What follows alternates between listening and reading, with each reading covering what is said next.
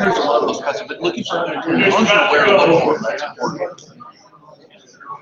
Thank you. Sorry about this.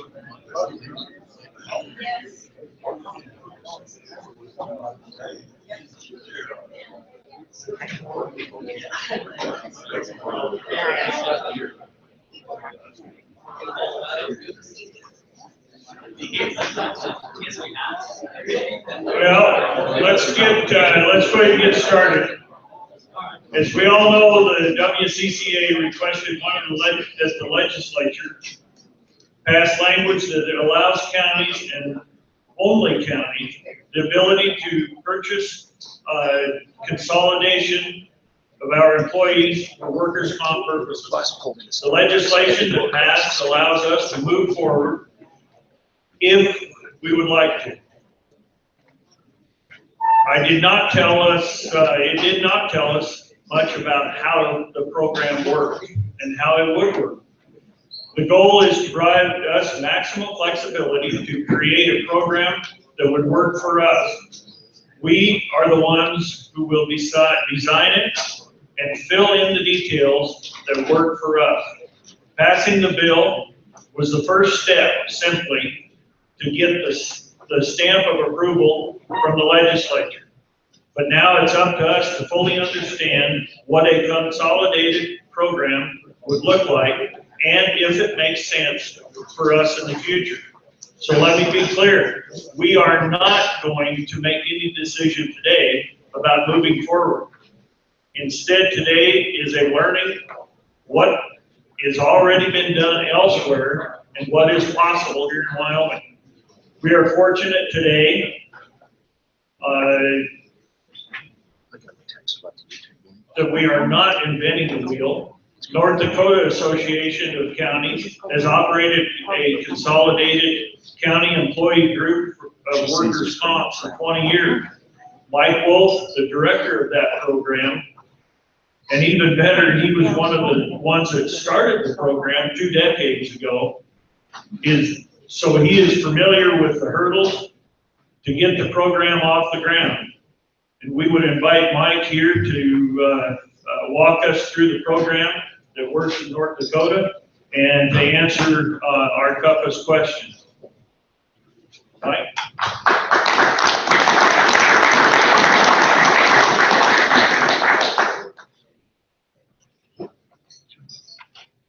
All right, thank you. Good morning, everyone.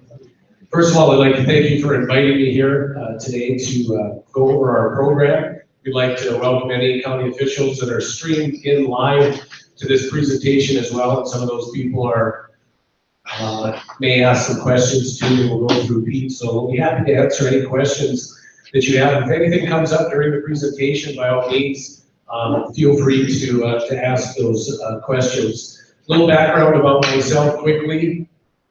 I worked at the State Workers' Comp Agency in North Dakota for a little over 19 years before I came over to the North Dakota Association of Counties, and have been working there for the past 16 plus years. So I have over 35 years of experience in the workers' comp field, from policyholder issues to risk management, safety issues, and in claims management as well. So I was working at Workforce Safety and Insurance at the time, 1996, when we first came up with the idea to form a county employer group.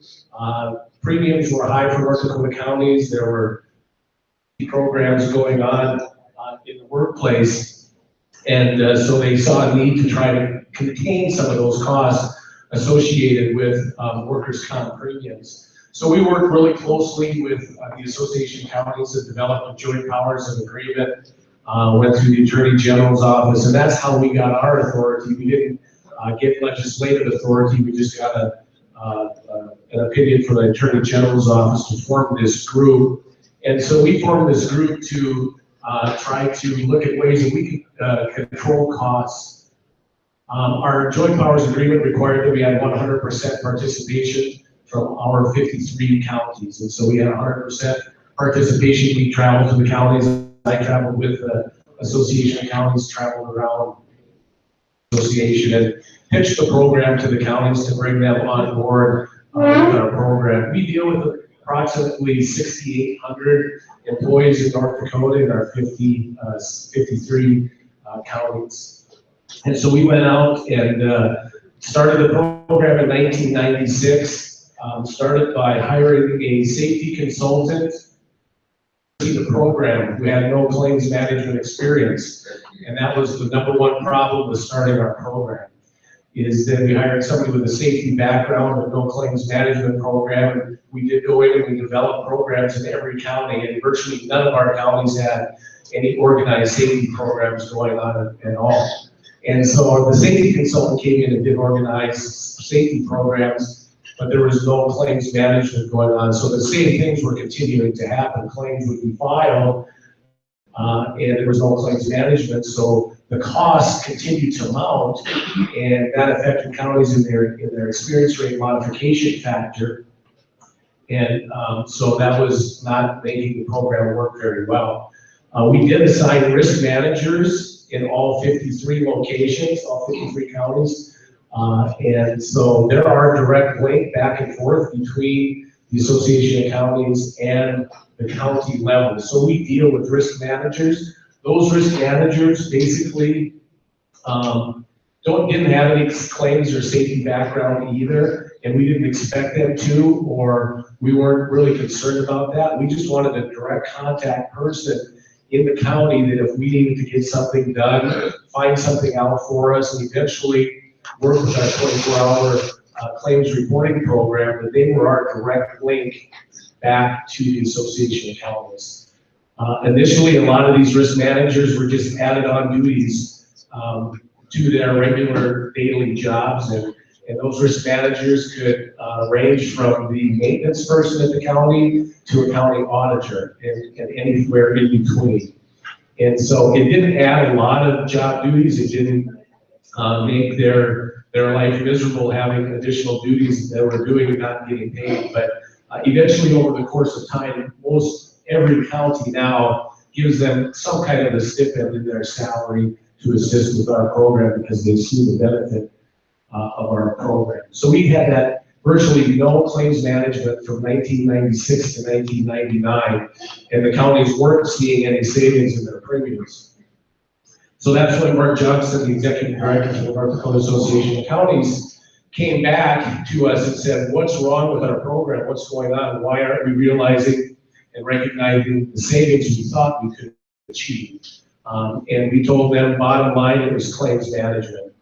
And the sooner you started focusing on claims management, the sooner you would start seeing and realizing significant savings in your premiums, because it not only affected the overall experience rate modification for the whole group, it also would help and assist each individual county in improving their experience rate modifications.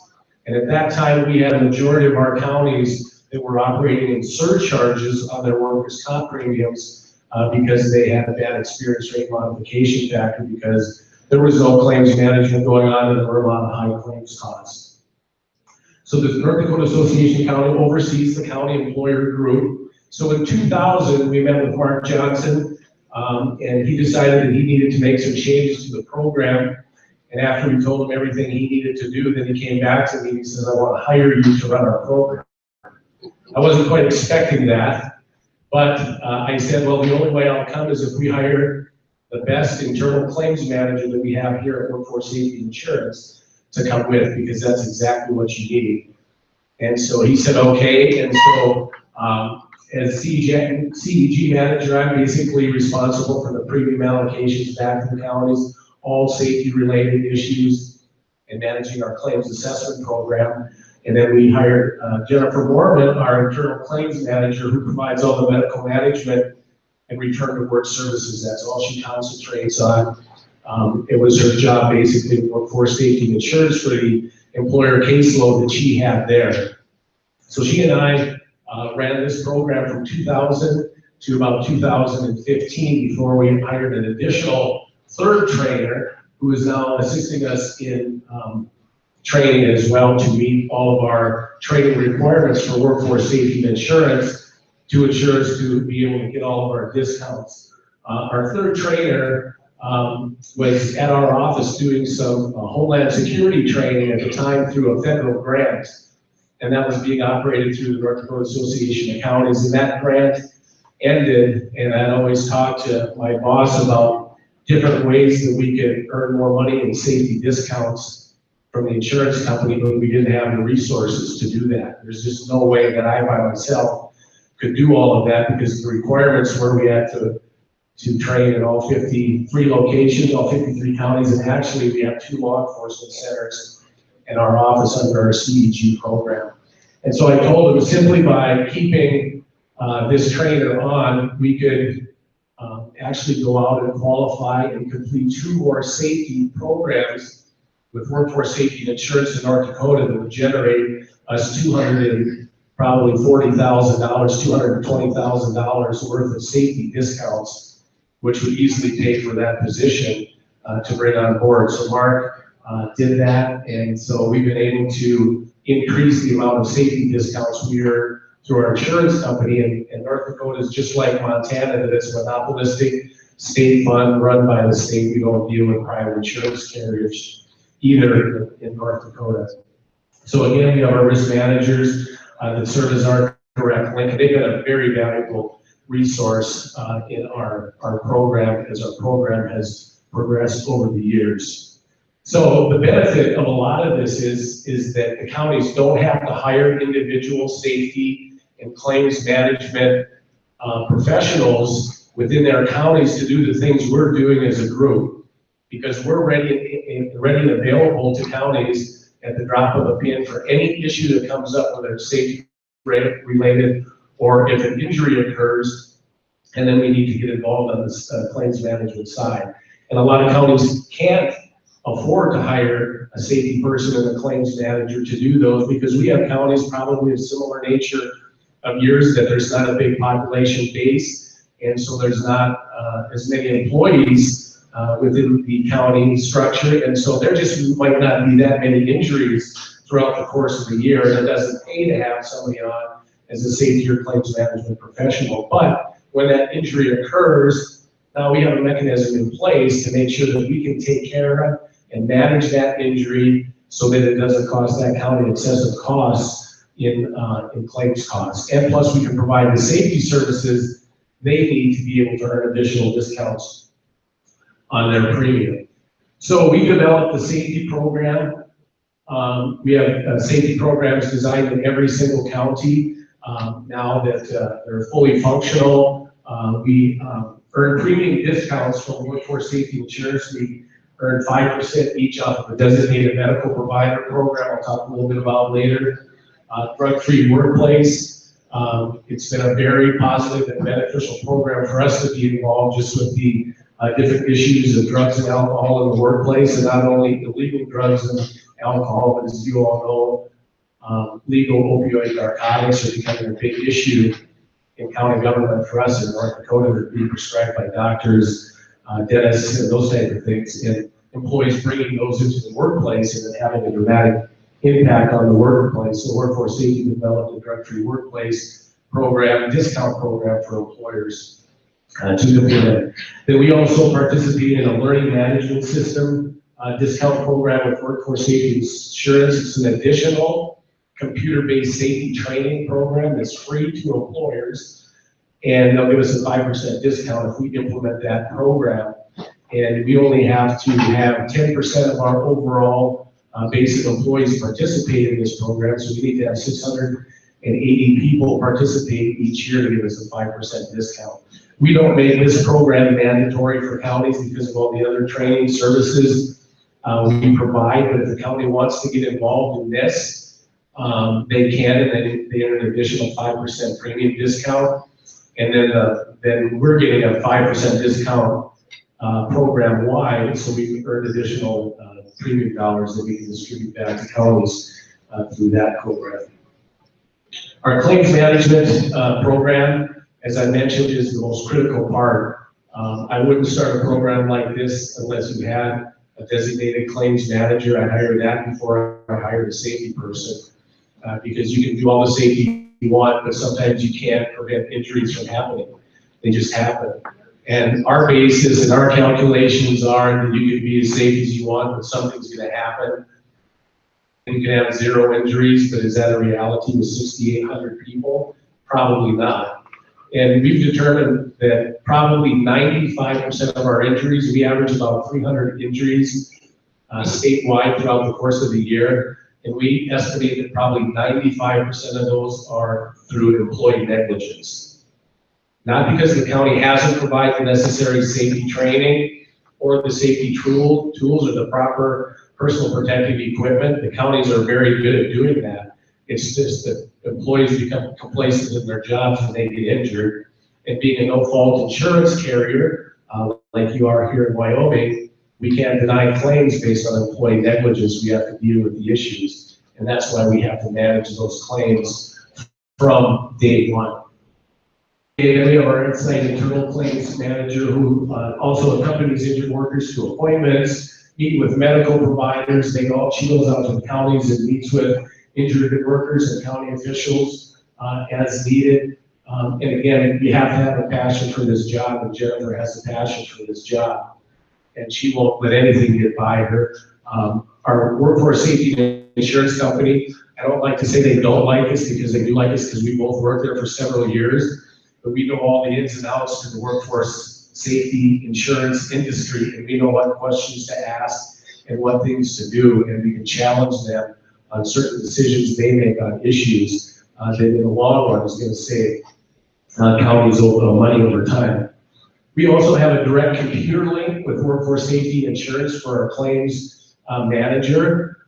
We do have a designated claims analyst through workforce safety and insurance who is assigned all the county claims that come in so that they can kind of get to know what's going on in the county. And as you know, we have a diverse group of people in our counties working from our road departments into our sheriff's department, our social services, our courthouse people. There's a big diversity and high risk areas of injury. And so they designated a claims analyst for us, but that person has a claims load additionally to that. And so they're not concentrating 100% on all county claims. And that's when we asked for a direct link to workforce safety and insurance. We were the first group or employer, I should say, that could ever and has ever been able to have direct access to claims as they come in. As soon as they're scanned into their system, every morning we have access to every county claim and every medical document that comes in, and there's not another employer in the state that workforce safety and insurance allows to do that. And that's where we can save our money because we can start on that claim, and Jennifer starts on that claim immediately from day one and immediately when a medical document comes in. And she's basically doing the work of 2 people now because all workforce safety and insurance does is making decisions basically on acceptance or denial of a claim, because we're doing 100% of the medical management when it comes time to managing that claim. So that computer link has been very critical, and it would be much more difficult to do her job if she didn't have that direct link where she can access every claim that's filed and every medical document that comes in on a daily basis. We also participate in Workforce Safety's Designated Medical Provider Program. It's another program that the insurance company offers a discount on. And the Designated Medical Provider Program is that the employer has to designate medical providers that the employees have to go see to seek their initial treatment for a workplace injury. And if the employee doesn't go to that designated medical provider, it's a basis for workers' comp to deny the claim. And so we train heavily on that. We train and develop who our designated medical providers are. There are provisions in the law that says, though, that if an employee wants to seek an additional medical provider not designated by the county, they can do so, but they have to notify the county of that in advance of being injured at work. And so what it allows us to do, it allows us to go out to those medical providers, meet with them, talk with them, tell them what we expect from our program. And we've just gotten a lot better service from those medical providers around the state, especially when you're dealing with as many as we do in North Dakota. So why do you have aggressive claims management? There's several reasons why you do it. It's the biggest driver of costs in your workers' comp program. If you can control the claims costs associated with every workplace accident that you have, and every single workplace accident is a potential lost time accident. No matter if it's a cut finger, that can turn into an infection, and if you don't manage that, maybe 2 weeks from now, the person's on disability benefits because the doctor said you should take 2 weeks off to let your finger heal. So every single claim has that potential. And so it's our most effective way of reducing those costs. We not only do the disability medical management, we also analyze injury trends. Okay, so if we see something that's happening over and over, we want to attack that. We want to go out. We want to make sure that that stops. One of the first injury trends that we saw when we started back in 2000, 2001 is we were having several injuries, back injuries from our road department people lifting cutting edges and putting them on their graders. And we're finding out that people were doing them by themselves or not even barely doing them with 2 people in 4-foot iron sections, sometimes 8 feet, trying to get that on their road grader. And anybody who knows how heavy those are, you can see why you can have injuries if somebody's trying to do that by themselves. And so we came up with specific safe operating procedures to put cutting edges on the road graders. We challenged the road departments to come up with any method they could think of to make it easier and safer to do that. It was amazing the results we got, and several counties built lifting devices and stuff that they now use, and they have policies that one person can never do it. And after we implemented that within a year, I can't remember the last time we've had a back injury for lifting a cutting edge. They just got eliminated from the workplace. So that's all part of your analyzing your injury trends. Accident investigation is another huge thing. I'll talk a little bit about that later. It's part of our mandatory program to injuries and big claims in. Fraud investigation, it's a big tool in fraud investigation. Claims analyst, a good claims analyst professional has that knack to determine, whether somebody's had a legitimate workplace accident or whether they're looking to have a couple weeks off of work. And that's with communication with the employee and the employer. We've had situations, we had a situation with a lady who had carpal tunnel syndrome. We knew she had it. It was accepted by Workforce Safety and Insurance. And she scheduled the carpal tunnel surgery because the average standard at that time, an industry standard from a medical book, would say that you need 2 weeks off of work to let that carpal tunnel injury heal. And so the doctor told her she would have 2 weeks off after the surgery. So she planned her surgery, and when Jennifer called her and told her we had transitional work, and she could come back to work, the day after her surgery, she put up a pretty big fight, and it took us about a week after the fact that she scheduled their family vacation during the 2 weeks of her recovery from the carpal tunnel syndrome.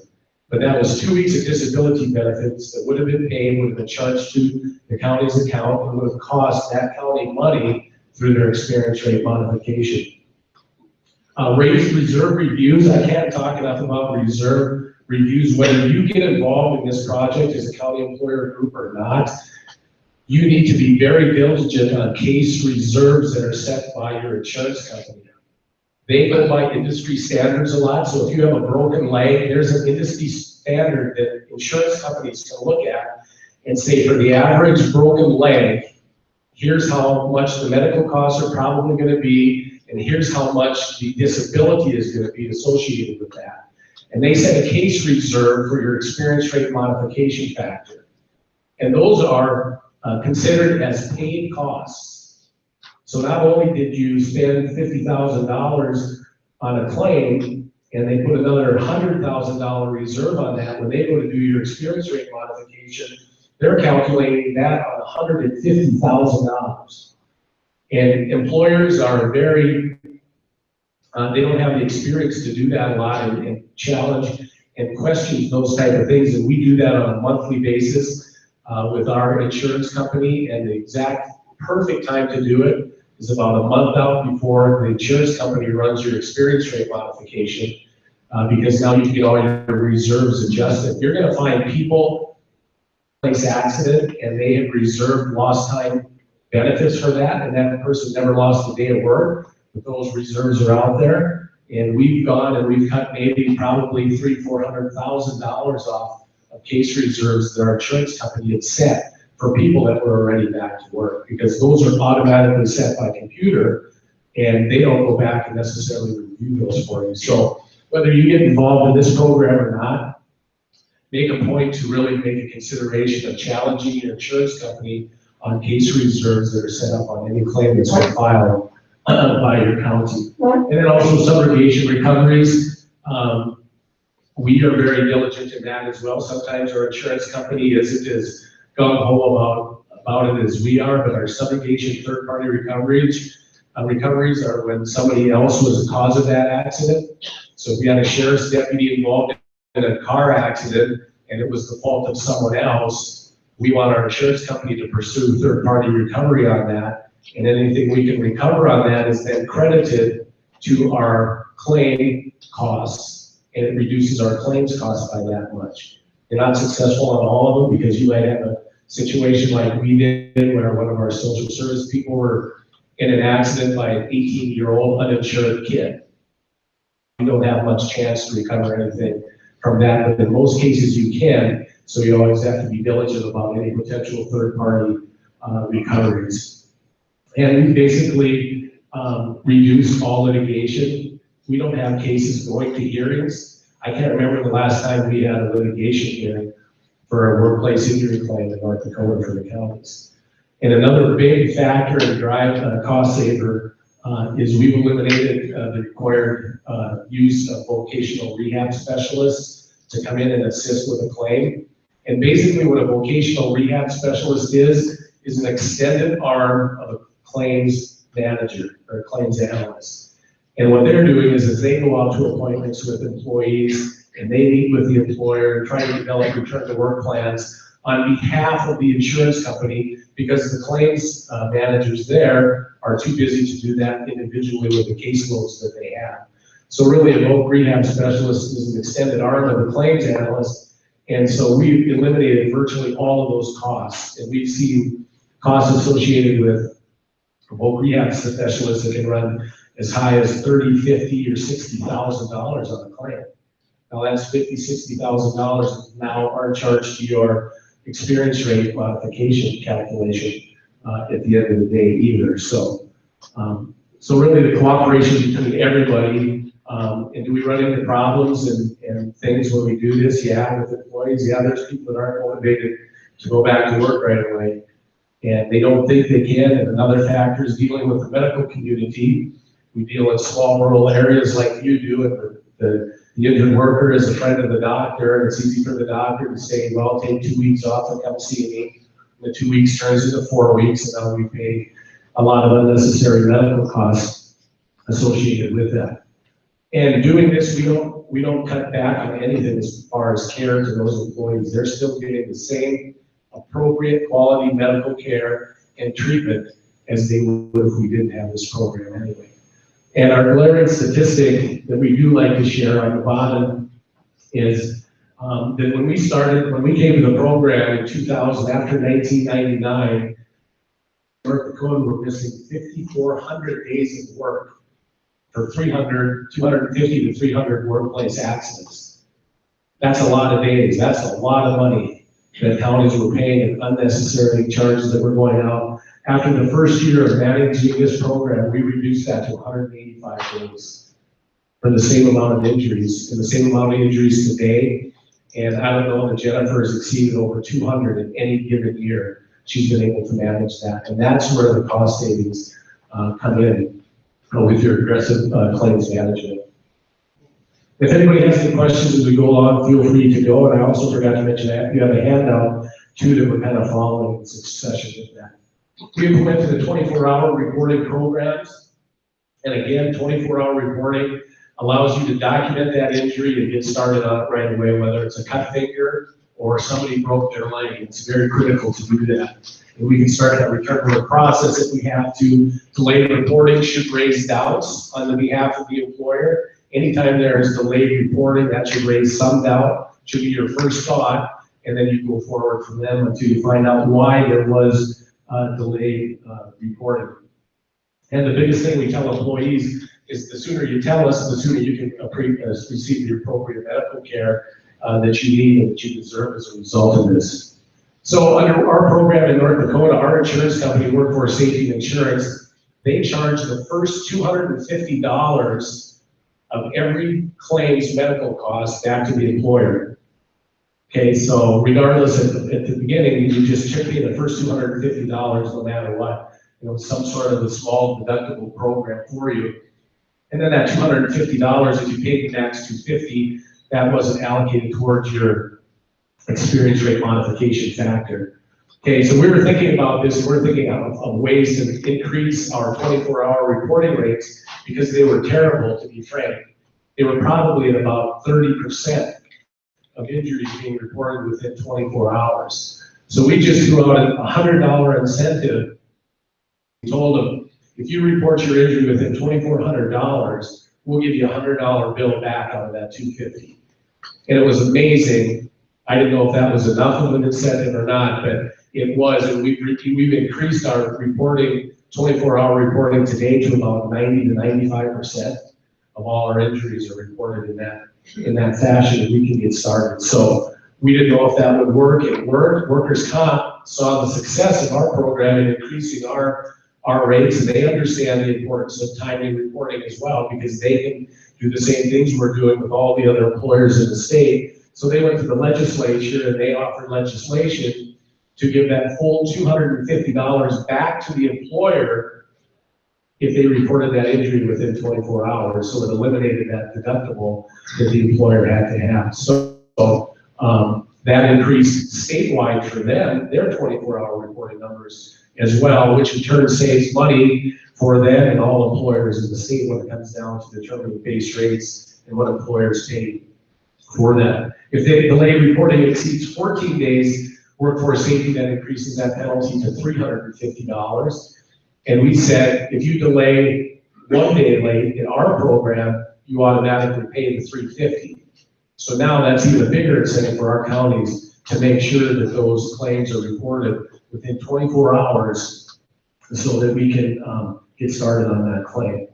And the delayed reporting for us is usually at the supervisory and employee level.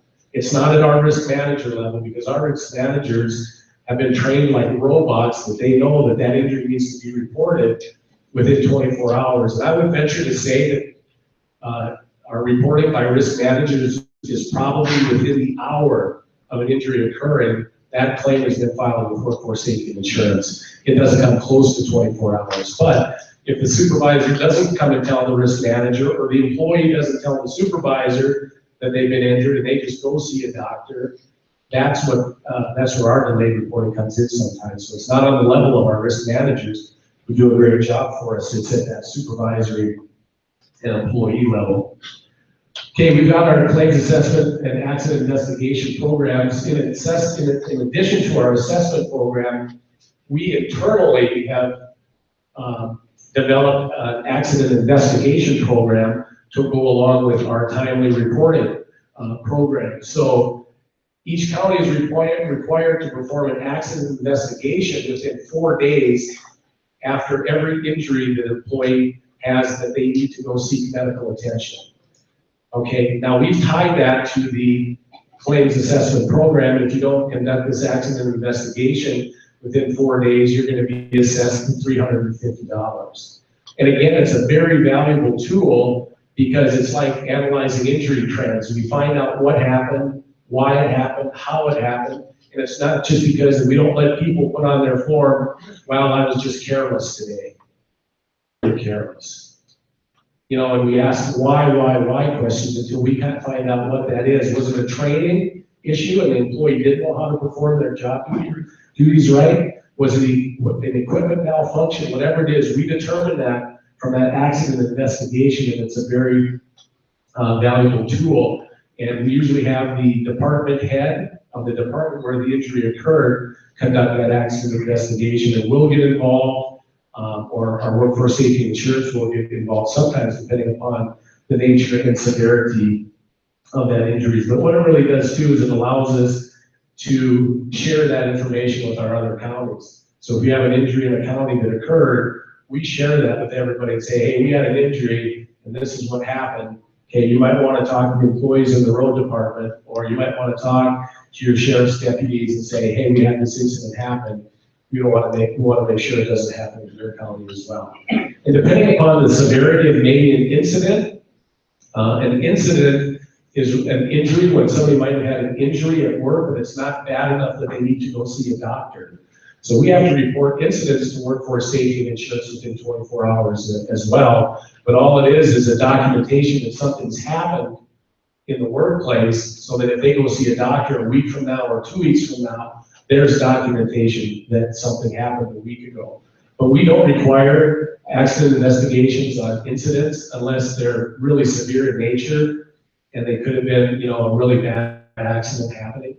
Just 4 or 5 months, or end of last fall, actually, we had a county call us and said that their road department people were out doing some surveying for gravel pits, and they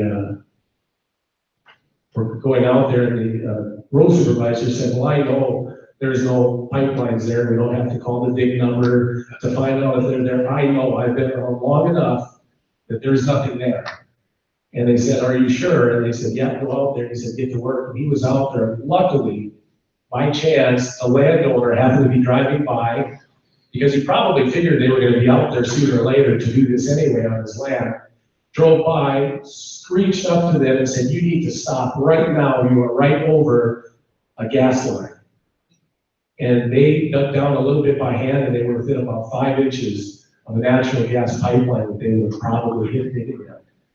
And so that was one of those incidents. Nobody got hurt, thankfully, but that was an incident that we really need to do an accident investigation on to make sure that we could develop policies that was never going to happen again. And in fact, as you all know, they were breaking the law by not calling the big number to have that done and assessed ahead of time anyway. Okay, our transitional work program, as I said, our return to work program, the most critical component of that, brings back employees back to work in predefined temporary assignments as quickly and as safely as possible. Okay, we focus on people's capabilities, not their disabilities. We don't care what the doctor says that what they can't do. We want to find out what they can do, and then we base that return to work around that and safe, meaningful jobs. And the return to work is determined by the medical information, of course, provided by the medical provider. If the medical provider needs to get involved, we do. But basically, once he tells us what those restrictions are, we go from there and we develop a return to work plan based on those doctors' recommendations. And we find a transitional job that will be able to meet that worker's needs. And it's really brought a lot of consistency to our program when it comes to return to work, because people know what we're going to be doing. They're accustomed to it. They don't question it as much. And everybody's treated in the same and fair manner when something does happen. And they're all ADA compliant temporary jobs that we've designed and developed. So they're all ADA compliant. So when we bring people back to work,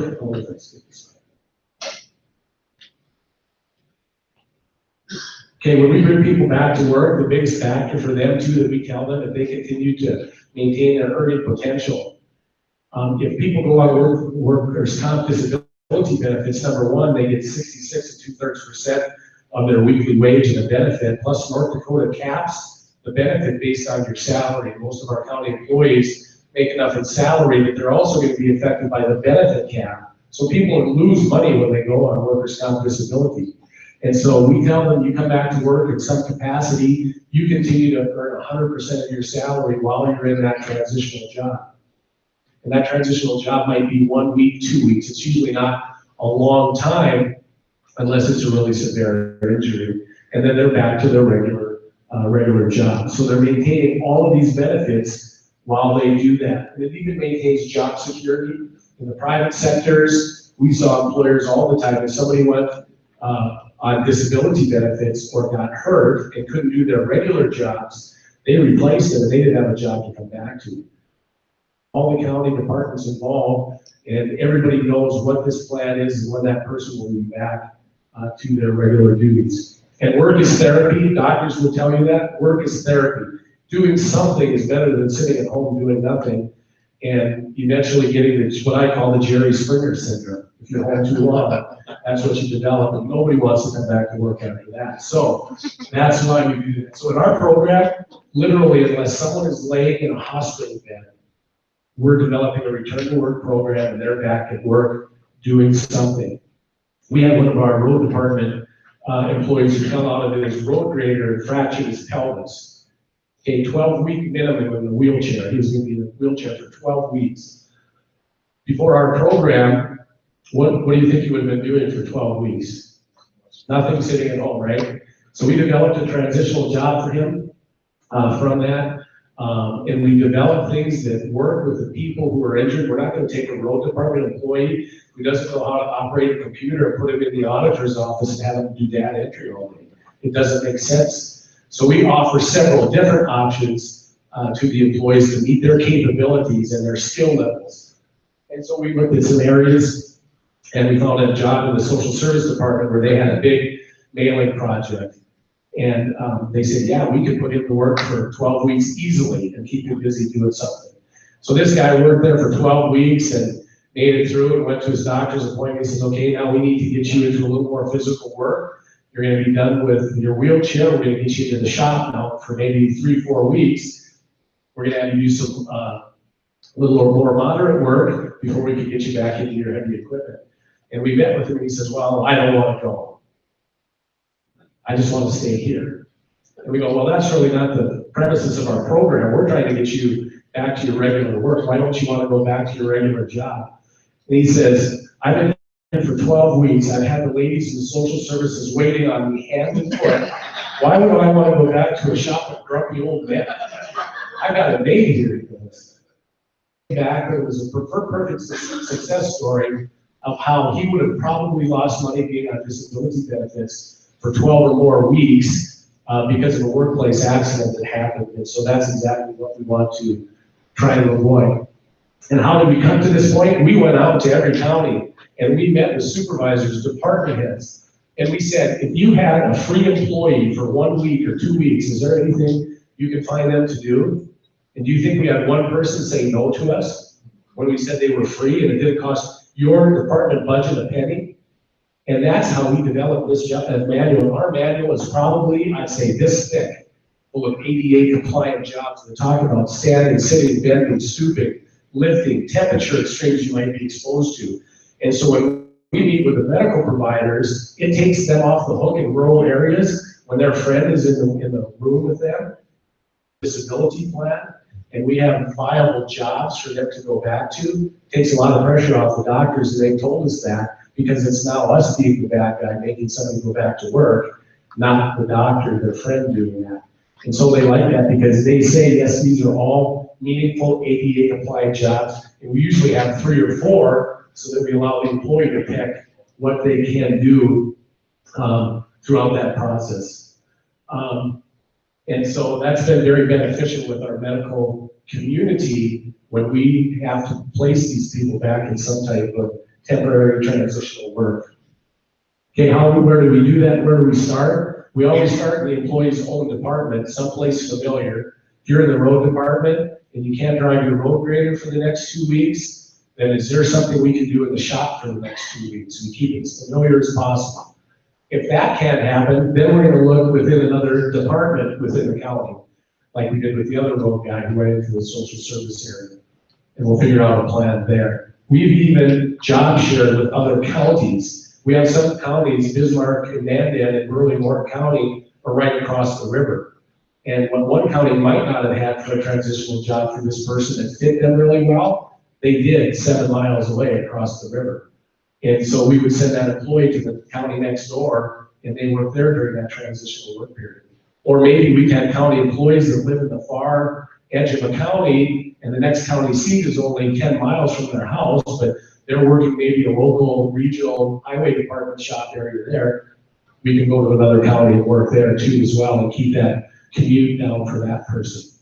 And we've even, in about, not a lot, but in 2 instances that I know of, we've had people go out and work in community service organizations for that week, because that's how important it is us to send that message to employees that we want to keep you busy, active, and earning your salary rather than going on disability benefits. We have somebody else in community service organizations throughout that transitional job. If you have people that are fighting the transitional return to work job and they don't even like the transitional job they have, let me tell you, people transition back to their regular jobs really fast. And you find out who's serious about their injury and how serious that injury really was, because they'll be back to their job before you know it. And they'll be telling us sometimes, well, I'm ready to go back. I'm going to go see my doctor so I can get cleared to get back to my regular duties. So it's been successful in that. And we train people yearly on that, every year.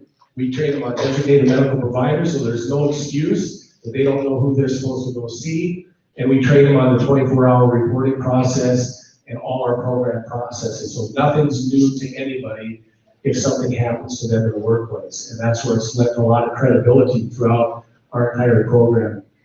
And as I said earlier, we've eliminated fraud. I can't remember if we've ever even investigated a fraud claim, because we've kind of detected that before it ever came to that, and then the employee, was back to work anyway. So we virtually eliminated fraud from the workplace. We don't deal with that. As I said, no litigation costs. Can't remember the last time we had a claim go to litigation. We totally eliminated the vocational rehab costs and arbitration hearings. People will challenge and they might request a hearing, but by the time it's time to go to a hearing, Jennifer has really put the writing on the wall for these people that, you're not going to win anyway. So you might as well try to work out a plan for you to keep you safe in your current position. We've also implemented some policies recently. We tried to get into the policy and procedure manuals in each county, but as you know, in North Dakota, you have 23 counties here, we have 53. There are 53 different entities and businesses and organizations because they all run differently and some have different philosophies. And so we try to get things into our policy and procedure manuals, especially when it comes to drug-free workplace stuff, but we really encourage employees to report all non-occupational injuries and conditions to us as well, so we know about that, because we want to know if that's going to affect their ability to perform their duties every day. And I'm talking mostly in the narcotics area, and all the people in this country and in our state, we're no different, you're probably no different than anybody else. There's an epidemic with opioids and narcotics, and there's a lot of people taking highly addictive opioid narcotics for non-work-related injuries, and they're in our workplaces, and they're driving heavy equipment. Are faced with huge liabilities. If they're in an accident, that's a huge liability issue for the county if you have to pay out a liability claim because one of our employees was involved in an accident that caused that. So we really push and urge people, and we got a lot of resistance up front, and we say, well, it's none of your business if I'm taking an opioid narcotic for a non-work-related accident. But really, we tell them it is because, number one, we want to keep you safe, your coworkers, and your county residents safe. And I was doing some training on this, and one of the guys afterwards, a guy in our road department, came up to me and said, I thought you were talking to me. He said, because this is exactly what happened to me. He said, I fell off my ladder over the weekend, and I went to the doctor, and they prescribed me Oxycontin that I've been taking Saturday, Sunday, Monday, and Tuesday. I was training on Wednesday. He says, I can hardly operate my road grader, he said. But you know what? I'm new to the county. I have no vacation. I have no sick leave. I can't afford to take off. So I was afraid to tell anybody that I was taking these opioid narcotics, and it was affecting my ability to do my job. He said I didn't even know if I could or not. And so he told us that, and we developed a transitional, non-occupational, until he was off. He was going to take them about another week. We put him in the shop, took him off that heavy piece of equipment, and who knows? It's always the unknown. Who knows what we may have saved from happening to him or maybe somebody else. So we're trying to build that culture slowly but surely, and hopefully it will continue to go, because we're going to continue to harp on it to tell people it's a benefit for you. We're not trying to find out, and we don't care what those situations are because they're all confidential to us, but we're going to help you in whatever manner that we can.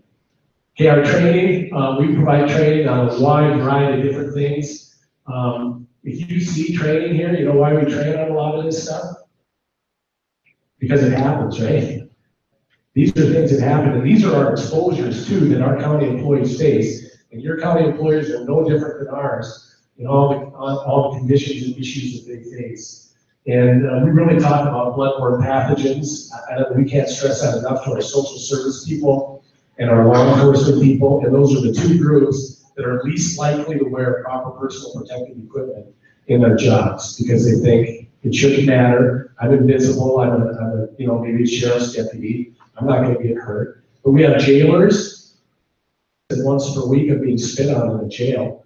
You know how hard it is to get people to wear a spit shield mask when they're just doing a cell check? It's very difficult. And then our social service people, excuses social service people tell us with PPE is, well, I don't want to offend my client by showing up wearing latex gloves and a mask. And we go, well, if you're exposed to bloodborne pathogens and those type of things, shouldn't our comment mean, I'm sorry, but my employer requires that I do this. We're here to protect you, and we don't want you to be exposed to anything. Ergonomics has probably been our biggest concentration in the last several years. Repetitive motion injuries are the fastest growing workplace accidents in the world. And we deal with them every day. And our county employees have virtually no training. They had old computers. You'll see one picture coming up of a workstation that we deal with. And it's not all rocket science either. It's helping people. All you gotta do is set it up for them right. But a lot of people show up at a workstation, they sit down, they go to work, and they have no clue whether it's set up right for them or not. In the same way when computer people come in and they replace equipment, they come in, set it down, leave, and however it's set up, people use it. And we've been able to really get a head start on repetitive motion issues and try to eliminate those in the workplace. I conduct, I don't know how many a year, on-site ergonomic assessments right at people's workstations. As we go out there, I do hundreds and hundreds of them every single year to try to prevent those injuries from happening. We developed also a safety training inspection program that's required by our counties.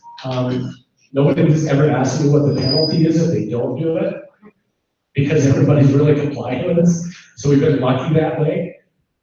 Safety inspection program where we require our road departments and every building too, I should say, to have safety inspections done twice per year. We developed a checklist for the county, so they just take a checklist out and do it. We have a separate one for our road department, and we have a separate one for our office buildings and those type of things. We really encourage the supervisor, department head, the employees, the team of employees to go out and conduct that. We don't want our risk managers going out and conducting safety inspections. I go out and help with that, or workforce safety will, but we don't want to put our risk managers in that position of telling the road supervisor what he's doing wrong, because he doesn't like someone else telling him what he's doing wrong. To say it's not to find out what you're doing wrong, we're doing this to find out what can we do better and improve your workplace from accidents occurring. Plus, it puts some emphasis on them to make sure they don't just check all yeses, and then all of a sudden they have a workplace injury, and we go back to an inspection form and said, you checked that this was okay, this piece of equipment was okay, but somebody just got hurt on us. So they have some ownership in that. So there's a big learning curve and training curve with supervisors and department heads, because if they find things wrong in their department, they think that's negative, and they're gonna get in trouble for it, but it's the furthest thing from the truth. It's a positive if we can find things that are wrong, so that we can do whatever we can to change it. And sometimes those things cost money, sometimes they don't. But even if they cost money and we have to go to the commissioners and ask for allocation to have something done, at least we can make the employees aware of what's going on and that safety hazard exists. I was training in a county one time and a lady raised her hand and she says, well, I have a thing. She says, when we walk into our courthouse every day, it's really slippery in the wintertime because it's kind of at an uphill angle. And it'd really be nice to have a railing there when we walked up the sidewalk to go to the courthouse. And I said, well, have you ever told anybody about that? And she says, no, we just complain about it in coffee from October to March. And if nobody gets hurt, then we forget about it for the rest of the year until it happens again. Well, we went to the commissioners meeting, their next meeting, they allocated a railing to be put in. It was that simple of a thing. But people knew the hazard existed, but they just didn't tell anybody about it. But once it's recognized and we address that, now we do what we can to make sure that we do that. We started using webinar-based training a lot.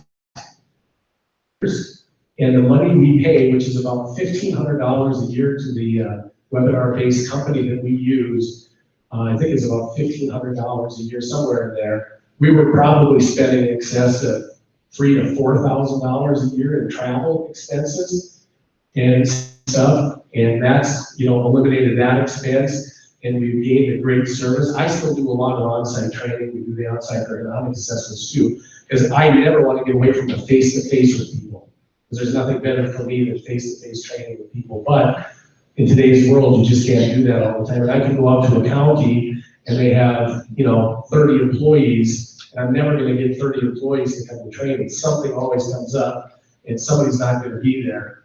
And so we started the webinar-based training for, especially to qualify for our safety discounts with our insurance company. And we've probably increased our training numbers up to probably about 95 or better percent of reaching people, because if they don't take the webinar that we do for their specific county, they know they can take it when I do training for another county, which is virtually the same training.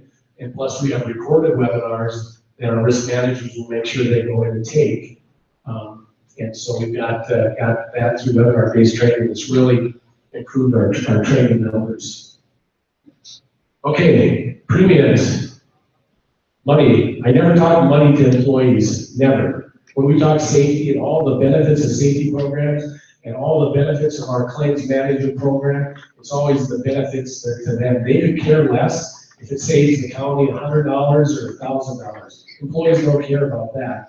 They care what belongs, what matters to them.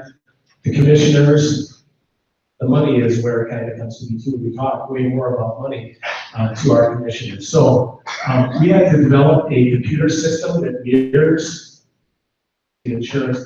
And Shane's going to be able to give you some more insight on what they may or not may be able to provide over the course of these talks that you're going to have in the future. But in North Dakota, when we designed our group, they said, the day you form your group, you're on your own. You're one group now. We're not helping you with anything. So we have to develop a computer program that mirrored Workforce Safety's insurance, which with their help, they allowed us to do that. And so now we develop and we process all individual billing statements, our reconciled, our estimated premiums, and all our claims assessment billings through our office. So I just gather all the payroll information from all 53 counties. They send it to me. I consolidate that into one big report that I sent to Workforce Safety Insurance, and they bill me back one premium amount. And then I go in and I allocate that back to every individual county based on their payroll that they expended throughout the course of the previous year. So it's really no changes. The counties have no change in how they would be billed their premium. So we also do the same thing to generate experience rates. There are experience rate modification factors.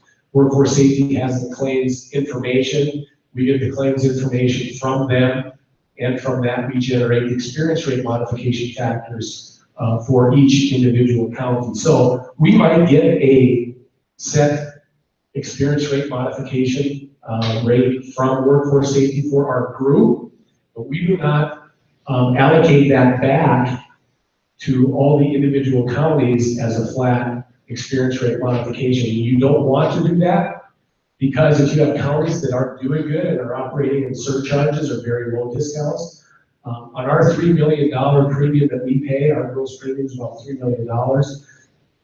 This last year we earned a 30% discount off of that. And anybody who knows experience rate modification factors, and she will be able to tell you that it's way harder to earn discounts than it is to earn surcharges. And we can do is if we could have zero claims, and if you ran zero claims through our costs for 3 years through our company, we could probably only get about a 35% discount. That's our max that we could ever get. So this year we're operating at 30%. So you don't want to pass a 30% discount on to a county that's not doing good, and it has a lot of claims, it has a lot of injuries and those type of things, a lot of costs associated with those, because you're rewarding them for doing something not well. So that's why we go in and we don't assess that across the board. We go in and we generate separate experience rate modification factor for each county, and you continue to earn the experience rate modification factor you always earn. So if you're in a good county with a good safety record and you're earning a nice discount, that's great. You're going to continue to be able to do that. And the benefit of our counties is we were able to go in and help those counties even get better. To those counties, we'll do what we can to get better for you. And the counties who were not doing so well and were operating in surcharges, they were raising their hands first because they wanted to help. They recognized the benefit. And I don't think we have one county now that operates in a surcharge. Every single one of our counties earns a discount on their workers' comp premium. So you go from a 10% surcharge on a $10,000 premium to a 10% discount. You just save yourself 20% of your workers' comp bill. And as your counties get bigger, and that's a $100,000 premium, you save 20% on your workers' comp premium just because you went from a surcharge to a discount. It's significant along those lines. So that was a fear of a lot of our counties that were doing good, is that, well, you're going to come in and you're going to take away my discount and give part of that to somebody else, but that's not the case. We let you continue to earn what you earn, and then we're going to work with the counties to make them better. And as soon as they're better, it makes our group better. And when we have a 30% discount on a $3 million premium, that helps fund our program. That's part of our administrative costs that help fund our program. So again, it's not costing you, a lot of money as a result of that.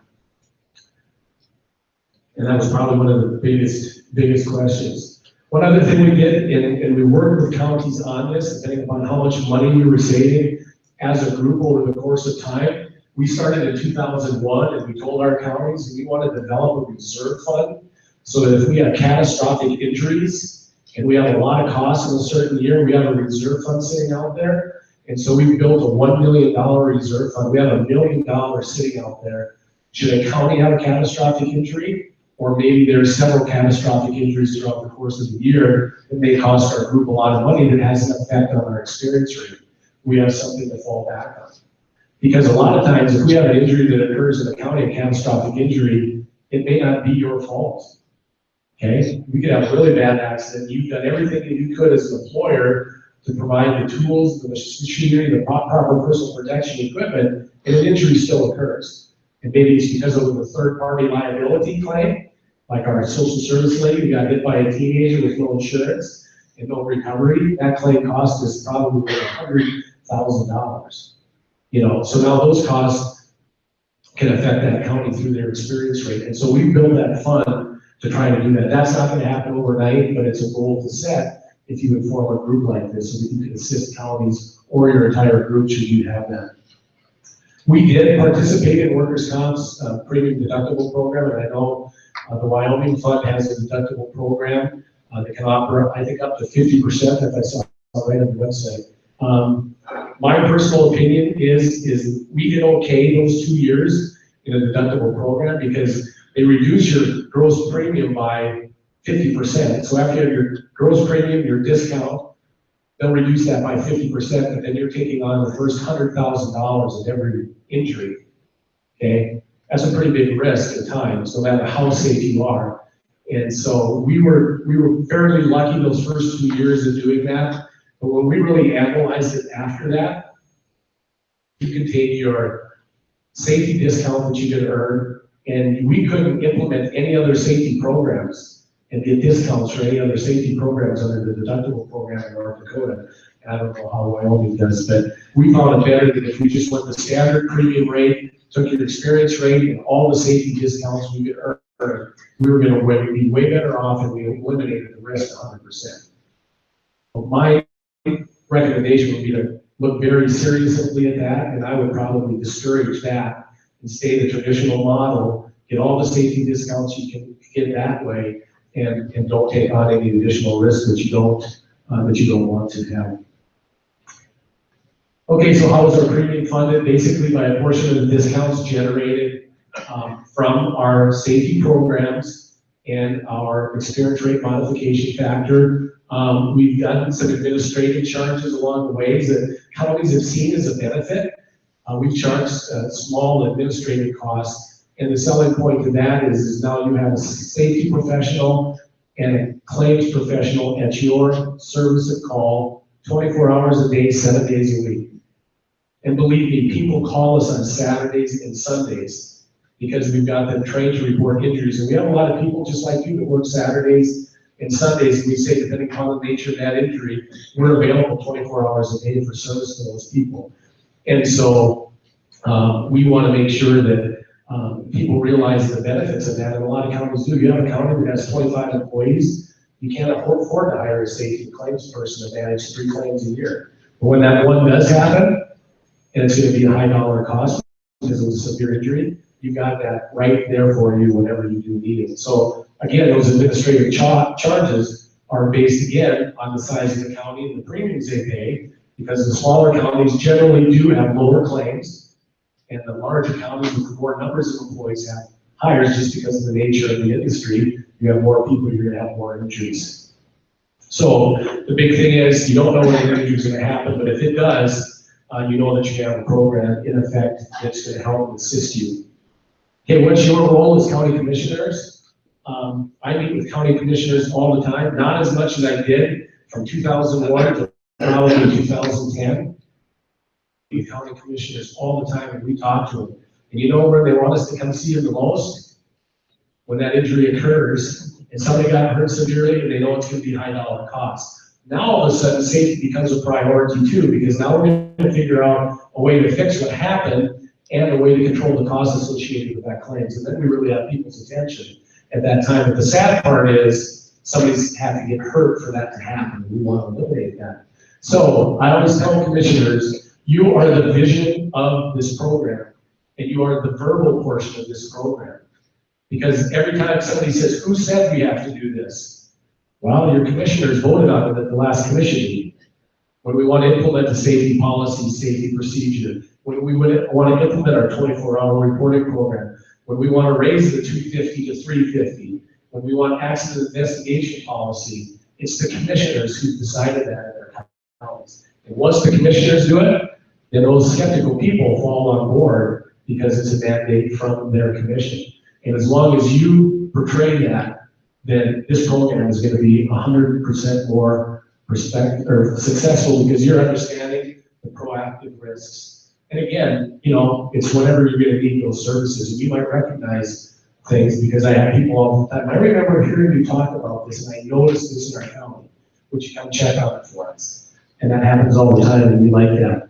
So understanding the benefits of all of these things and supporting the implementation of all of these is really a critical key to the success of this program, because it does come from commissioners. Okay, with that, I hope I haven't bored you to death or confused you too much. Yeah, I'm happy to answer any questions too that you might. Do you have any online? Might have. Anybody out there? Another critical part for commissioners is personal protective equipment. You can develop all the safety programs and procedures you want, but if employees aren't wearing the proper protectional equipment for the jobs that they have to do, it doesn't help us at all, and we've had a lot of accidents because of that.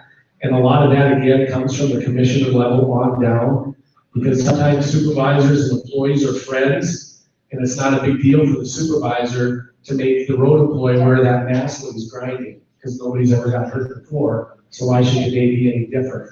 And when we start getting mandates from the commissioners that we need to wear rubber gloves every time we go on a social service call, or we need to wear a mask every time we do this or that, it's very critical to the success of your program, and you're gonna prevent injuries from occurring. I can never say how many, but we know it happens, and it does happen out there.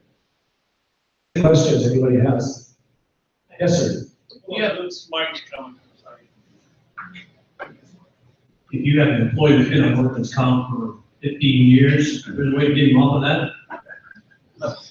He's not in a wheelchair. That's right. I mean, I see him right here. Well, there's 2 points to that question.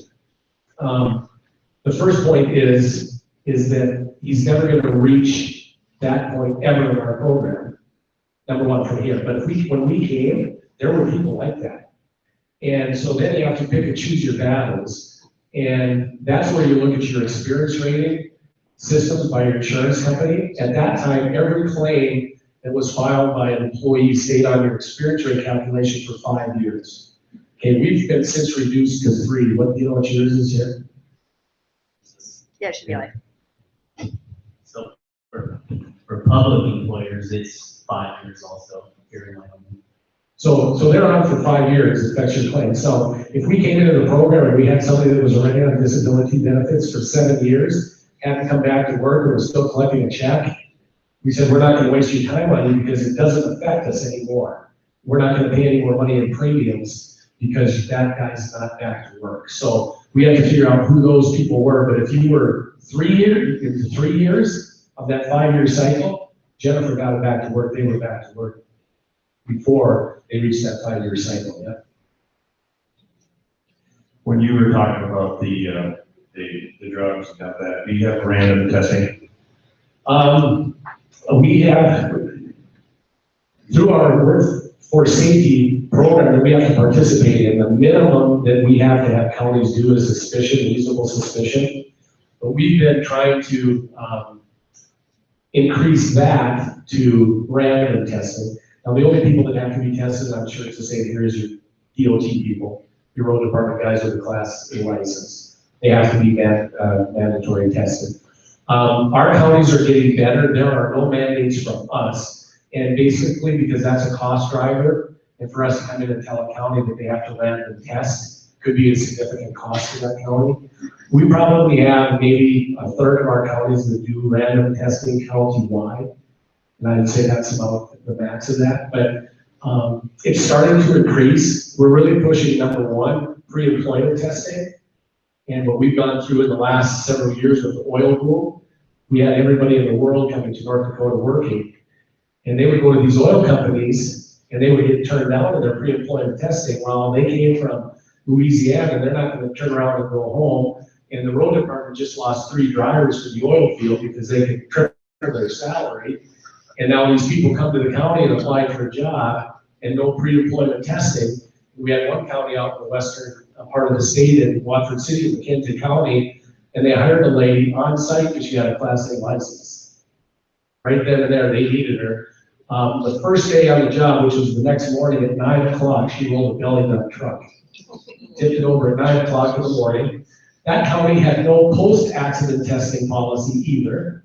Okay, but luckily the highway patrol showed up and our sheriff's department, and they can order blood or alcohol screening if they show up. They have the authority to do that. Luckily they were there, they did that. It showed she had 5 chemicals in her body ranging from methamphetamine, cocaine, marijuana, alcohol, whole ball of wax. So thankfully for that, because of that, that claim got denied.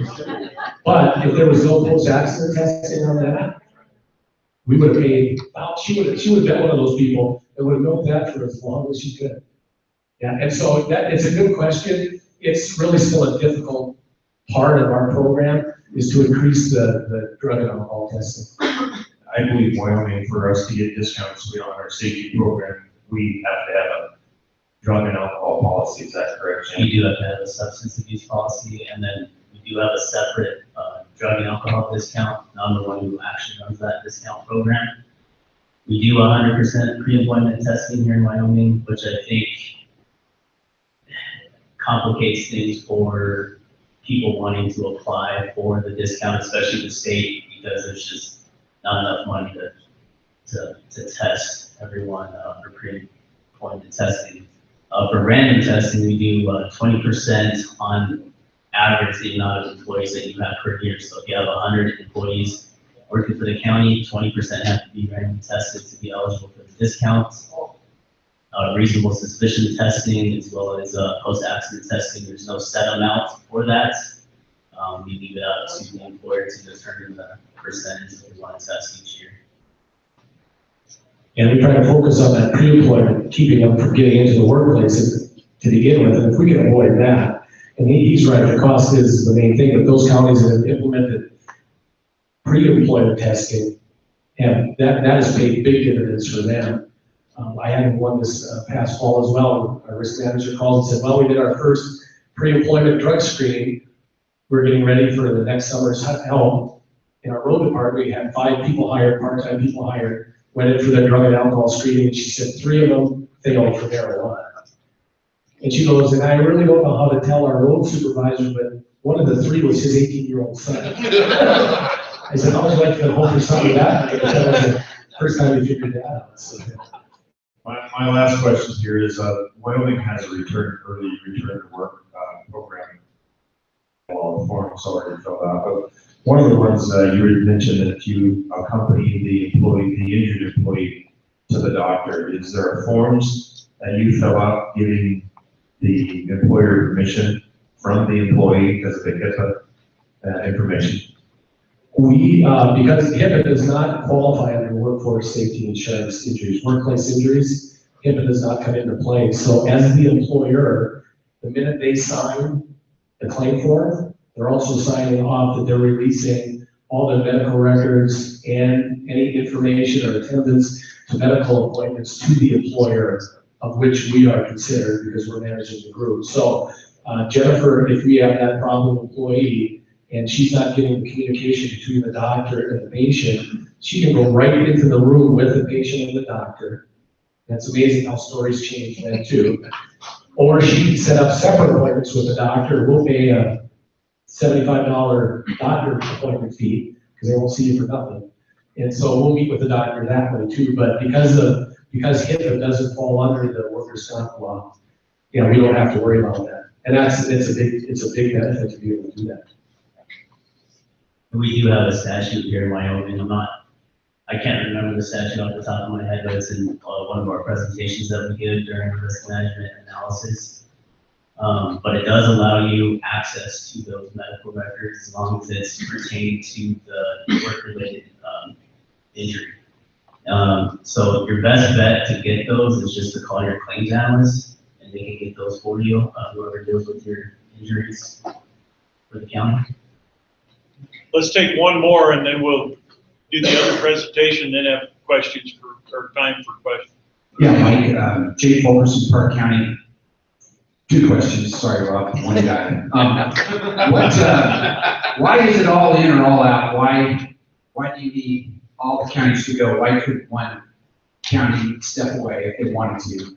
And then second, what's the motivation for a county that's buttoned down, that's made the efforts over the years, that has lower premiums, to come onto the program and say support the Yahoos in Park County? Yeah, the all in or out was requirement of workforce safety insurance. That was one of their requirements for us to do it.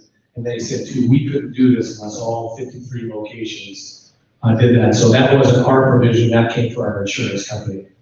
And so we wanted to make sure that we did it. It wasn't easy. I was looking through files, we were purchasing files and going through stuff at the end of the year, and I was looking through files from counties that had concerns over joining a group like this and doing that. So it was a matter of a lot of education. So to answer your second question, I think overall, the counties that are doing good. It depends upon what structures you have set up as far as safety and claims management in that.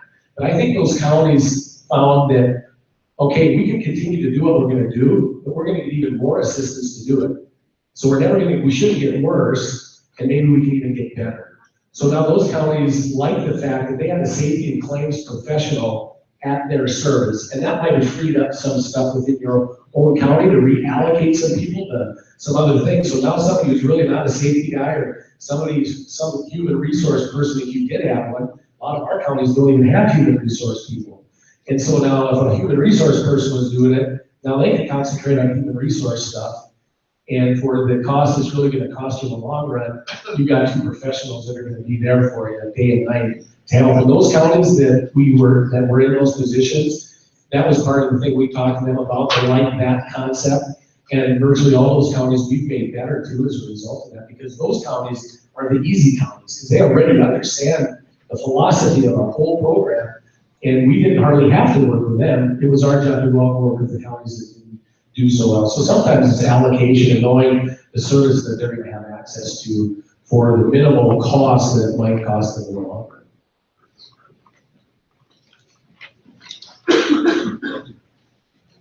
Well, that's a good start, and we're gonna have questions for, our time for questions later also. We also have Shane Costello, and Shane is the risk manager at the Department of Workforce Services. He and his colleagues at the department have worked very hard in helping us analyze our current workers' comp situation and what would be possible moving forward under a consolidated scenario. Shane and his colleagues are standing by waiting on our decision before moving forward. But they know that even if we do move forward, we're actually months away. So Shane, come on up.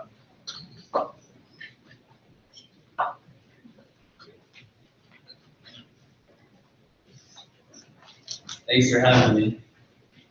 You hear me? Fine.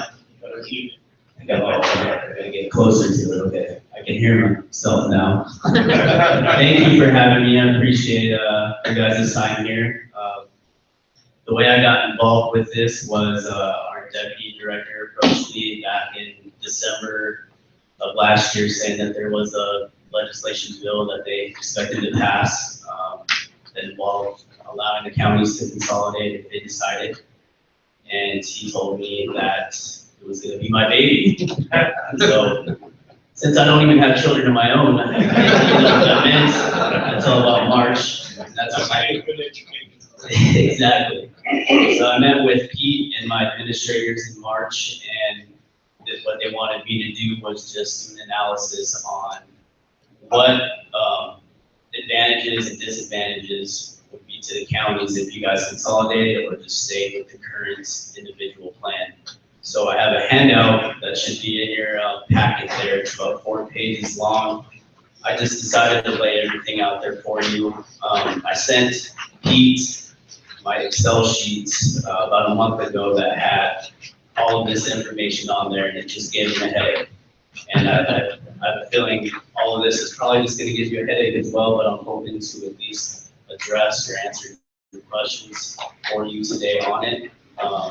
My analysis was based on reported for fiscal year 16 because that was the last year workers' comp had a full year of premium, EMR information, and things that needed to be considered as far as the cost go. So I have a chart laid out for you on the first page that compares the consolidated and unconsolidated plans. So a lot of you are probably business owners in here and are familiar with a lot of these terms on here. And I apologize if this is a repeat, but it'll be possibly a good refresher for you on some of these workers' comp terms. So the first term is your base rates, and your base rates are the NAICS codes given to an employer based on their industrial classification. There are 133 classifications across Wyoming, and the counties right now are assigned 3 base rates, which are clerical, county government, and fire protection. The rates are in the first row there, and those are the rates for fiscal year 2018. And these rates are assigned by our independent actuary each year, and they're based on the amount of risk that's within these industries. So even though that there's 3 assigned base rates, it doesn't mean that each county is paying into all 3 of these base rates. For example, the fire protection base rate at $5.98, I believe only 3 counties are reporting payroll to that base rate. So the majority of counties are only paying into clerical and county government, or just one of those 2. The EMR is the next, the EMR is the next concept, and it's your experience modification rating. Mike touched on that during his presentation, and what the EMR is, it's basically an extension of the base rates. It's going to determine whether you pay at, below, or above your base rates. So if your EMR is at 1, you're going to be paying that exact base rate. If it's below 1, you're going to be paying at a discount, which is where we want you guys to be. 7 counties right now have over a 1, which means that they are paying essentially a penalty when they pay into their premiums. And for the base rates, I forgot to mention that you can decrease these base rates by applying for discounts. And only right now, there's only 5 counties that enroll in any one of our money saving programs that we have. We have 4 base rate discounts at workers' comp and 1 grant program that I feel like every county here can take advantage of. So next. Also, your EMR is based on individual actual losses and expected losses, as well as the credibility, and this is also figured by our independent actuary, and they change every single year. There are 23 different EMRs right now under the current plan because of the 23 counties, and these EMRs range from 0.4620 up to 1.6194. So again, the goal here, if you guys do choose to consolidate or don't consolidate, is to continue to get your EMRs below 1. I believe Mike touched on this also in his presentation about the timeframes that are considered to calculate your EMR, because for public employers, you guys are still paying for injuries that happened 5 years ago. So to give you an example, to determine an EMR for a public employer for fiscal year 2018, any expenses that were reported from July 1st, 2012 through June 30th, 2015 are being considered on your EMR. So currently you guys may be a safe county, but you're not going to feel that impact until later on when we talk about your EMR. And I forgot to mention, too, if you guys have any questions that come up, just feel free to raise your hands. You can just knock those out right now. The next concept is the premium rates. So your premium rates are just your EMR times your base rates. So currently there can be up to 69 different premium rates based on the reported payroll of clerical, county government, and fire protection. So that's 3 base rates times the 23 counties out there. Premium rates for fiscal year 2018 under the current plan for clerical range from 19 cents up to 66 cents. County government was $1.29 up to $4.53. Fire protection was $2.76 up to $9.68. Under consolidated plan, there are just going to be 3 premium rates. So for clerical, that premium rate would be 0.38, and county government would be $2.56, and fire protection is $5.48. And the way that we got that was the consolidated EMR was calculated out to be 0.916. And I want to stress that this wasn't just an average of your guys' EMRs combined. It takes into account your actual losses, your expected losses, and your credibility. We take all of your guys' information and plug it into the formula that actually does. And 0.916 was the consolidated EMR. And one of the big questions is, especially if you're a county that has an EMR underneath this rate, why would you want to join this consolidation if it's way below 0.916? And that's because if an association was created through a consolidation, there would be an internal EMR that would more accurately reflect what you guys would pay as individuals. I think Mike said they don't even consider their consolidated EMR. They just base it off the county's individual experiences. And the next thing is the premium multipliers. I struggled on whether or not I was going to even talk about this because I feel like this one is the most complicated one to explain. But basically, under the current plan, there are 69 different premium multipliers, and these premium multipliers are based on $100 of reported payroll for each of a company's base rates.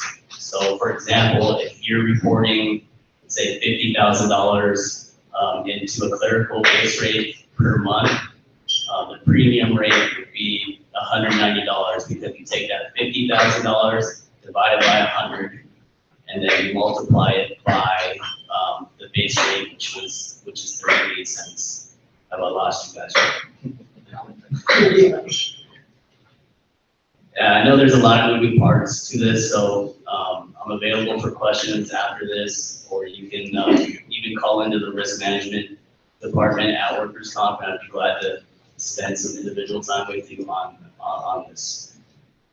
All right, so we're on the second page now. And again, my analysis was based on fiscal year 2016. I looked back about 2 or 3 fiscal years from 2016, and the reported payroll amounts were similar in those years. So I feel like this is a pretty accurate evaluation moving forward if you guys do choose to consolidate. The total reported payroll for fiscal year 2016 for the 23 counties was $201.1 million.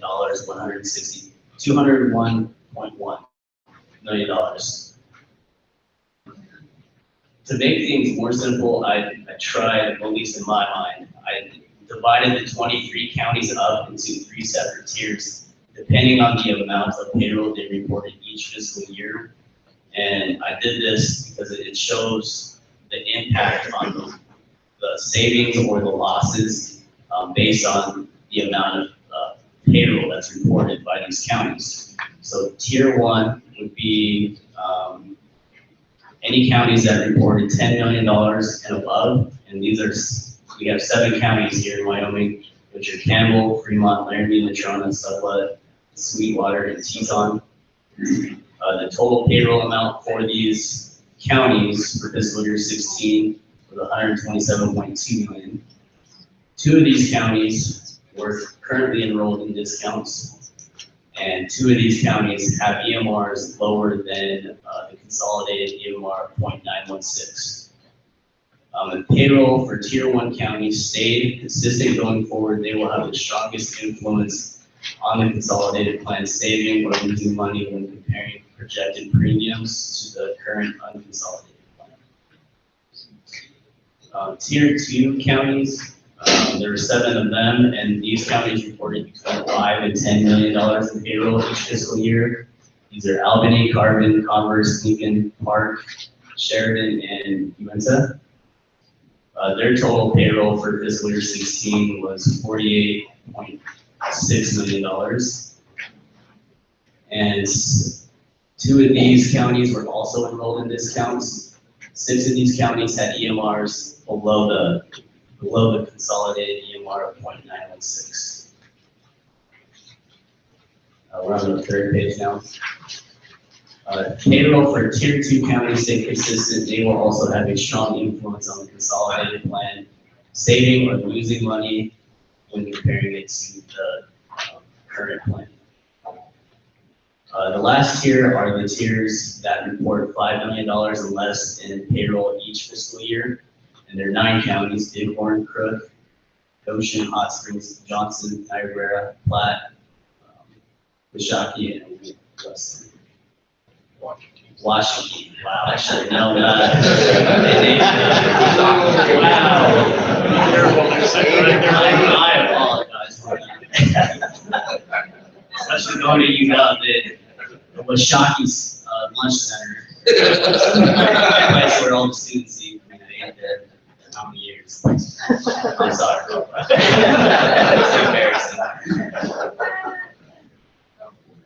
All right, so the more individual county EMRs that are lower than the projected consolidated EMR, the less potential savings there will be under a consolidated plan if there are no discounts applied to the policy. And I said there were 7 or 5 counties right now that are enrolled in discounts. So the discounts have a huge impact on saving money. So if you guys do choose to consolidate,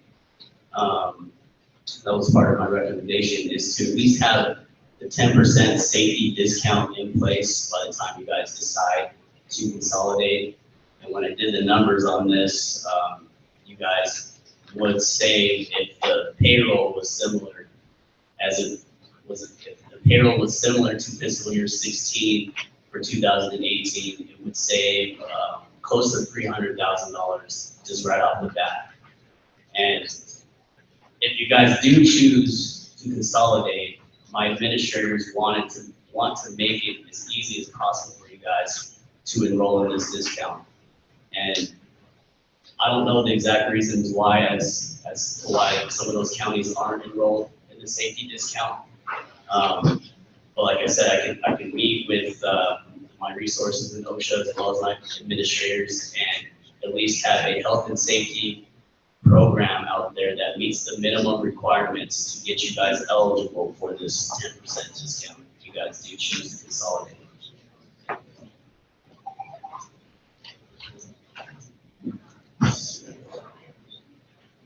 If zero factors change from the current unconsolidated EMR plan,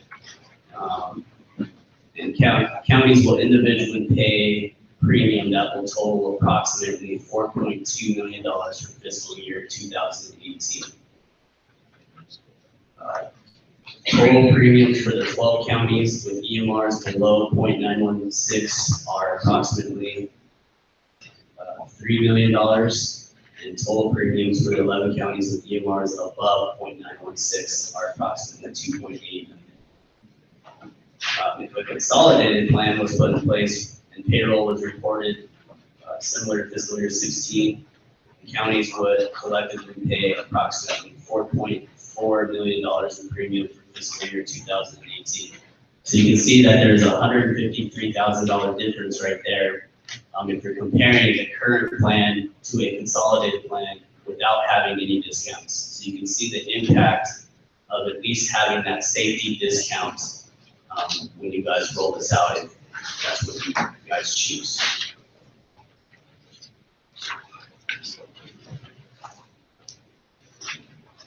All right, so my recommendation would be to consolidate, and this is just an opinion of myself as well as workers' comp, but to have at least a safety discount in place again. For the short term, that would be a substantial enough savings for the consolidation to make sense. I strongly believe that in the long run, a consolidation will potentially save more money compared to the savings an individual county can experience on their own. And creating a group that models the North Dakota Association of Counties will manage the safety claims and discounts in the counties will play a huge role in the long-term success of a consolidation.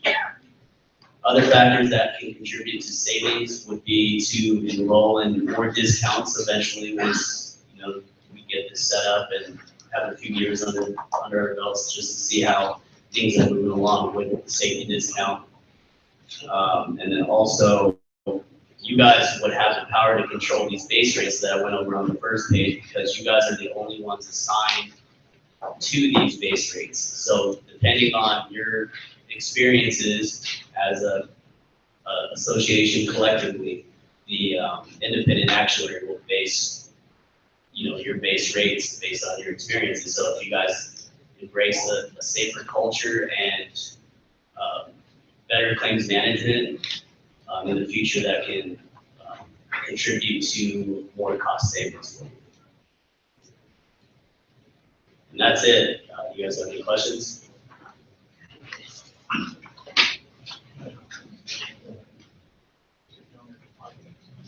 Let's have some questions and we'll go, any questions for both of them that you might have. And the ones that are on live streaming, they're gonna answer or put questions in the feed and then he'll ask. So go ahead.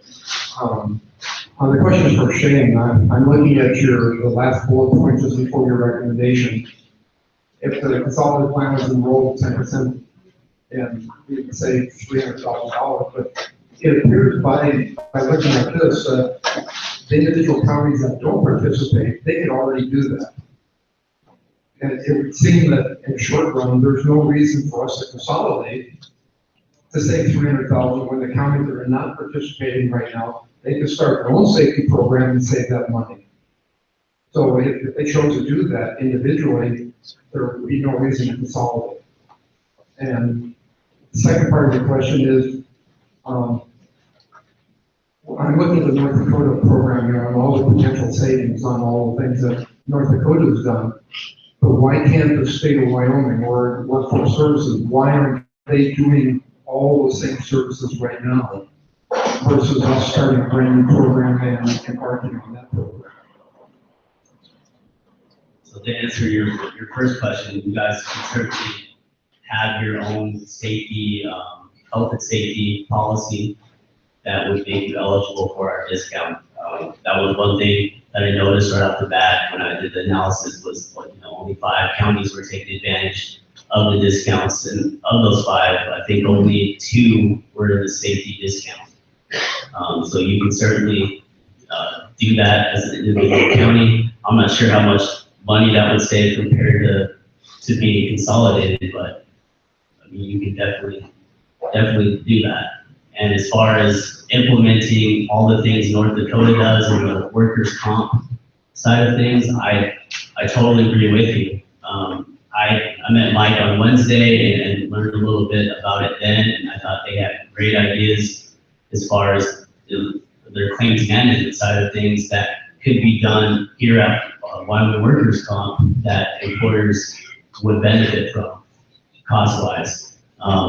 So that's something that is well above my head, but I will definitely get a copy of his presentation and show it to my administrators to see where they would want to go from there. Thank you. Thanks. Oh, just one quick thing. The other thing on that too is that, what did you say, 9.6% discount is what the group would generate right now? What was it, experience route for it? Oh, 0.961. Okay, so 9% discount, right? See, you can improve on that too. So those counties that are doing well, if you can improve on the group discount, that generates additional savings that can be generated back in maybe a dividend credit or something to the counties as well. So there's other avenues to earn, save more premium dollars that can be reallocated to the counties too that are doing well right now. Mike, just to follow up on Lauren's question, because this is a critical one. Obviously, every county could take advantage of the discounts that are there. Some of them have the employees to actually make that work. A lot of the reason why counties aren't part of discount programs, they don't have any employees to do that. Number one. But so you could all do it yourself, but if you consolidate together, and in your experience, Mike, does that allow each county, whether you have a good rating or a bad rating, does that put downward pressure on everyone's premiums at a greater rate than if you're by yourself? Oh yeah, definitely. It would do that if you're in a group to be able to achieve that. And part of it is generating all those savings, and each individual county could implement these, but there's a big reason why they aren't. It's because they don't have the resources to do it. Okay, and that could be costing those individual counties money in the long run when it comes to safety and claims management and injuries that could be prevented and those type of things. So consolidating into a group is going to make the state much better. It's going to help each individual county, and even the counties that are doing good, I feel, can get better. We've seen it happen. And now you're saving money that you don't have to allocate to a workers' comp line item, and I know that you can utilize it for other goods and services in your county to do that. So, yeah, and it's the one way to get everybody on board and have quality safety and claims management programs to do it, because there's a reason why it isn't being done now. We saw the same exact thing, because those counties didn't have the resources to do that. And we had the question earlier too, of why would counties want to do it? And it just gives another additional resource to keep that county good. And I think I mentioned to you last night, you can be as good as you want. And you can have every policy, procedure, everything in place, but you don't know what's going to happen 5 minutes from now. And, that could be that catastrophic injury that's going to turn your good history into something bad. And if you don't have the ability to manage that injury that happens at that specific time, that's going to make a good county, see some downward spiral as a result of that too. So we want to we're there to assist, and we want you to be there to assist those counties to help manage those situations as they rise, because none of us in this room can predict that, but that's gonna happen. My question revolves around how we get the funds to start this program. My name is Charlotte Terry, I'm with Campbell County. I'm reading the summary created by Shane, and you're predicting $279,998 in savings the first year. Well, Campbell County accounts for $109,000 of that. And that's what we realized in our utilization of discount programs last year. And that doesn't count the discounts by Sublette or Laramie County. So if you're saying the counties that come into this pool are evaluated on their own merits, that would mean that we are not going to lose money. We would preserve those discounts. That means out of that $279,000, that only leaves about $170,000 in savings to start staffing and start the administration of this program. Without Sublette or Laramie realizing an equal savings of their discounts. So how did this program get started up? Well, we started with those savings that we generated. We worked with the counties that had safety policies in place and procedures. We also charge an administrative costs, which is minimal, which is a portion of the experience rate that they earn. And so that's how we got the fund.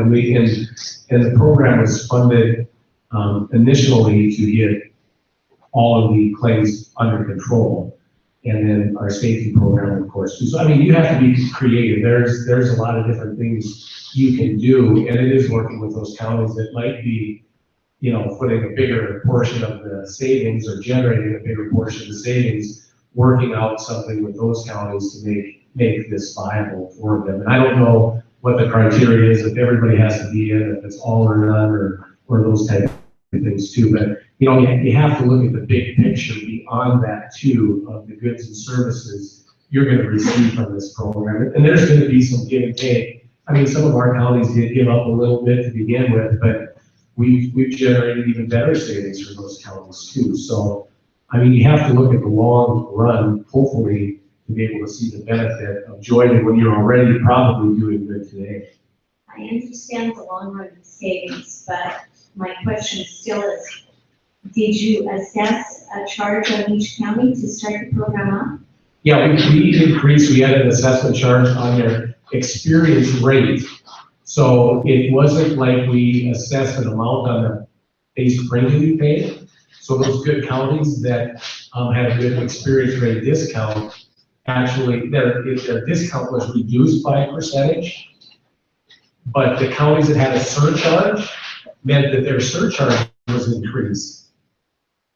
So the counties that weren't doing good, we're going to fund a portion to get this program up and off the ground too, because there are administrative costs, and that's where the county has to sit back and realize, as being part of the group and giving the services that they're going to give you a benefit. We can have one county that really questioned after a while, especially when we were building our reserve fund. And so we're building that reserve fund, and so now we're not getting as big a discounts back to the counties, but people were maintaining their premiums. Counties were complaining. If we could keep their premiums level and not increase, that's priority number one for counties. If they can plan and they're not planning for increases, that's a huge step for them. So we had one county that was really balking at being part of the reserve fund. And so they kind of pushed and we said, well, if you want to get out of the reserve fund, you can't get out of the group because they've already decided to do that. But if you want to get out of the reserve fund, you can do that. And they decided to do that, which they're now back into the group because they bought back in. But the next year, that was in August, during the budgeting process, because the money they saw that they contributed to that, they could fill some budget needs.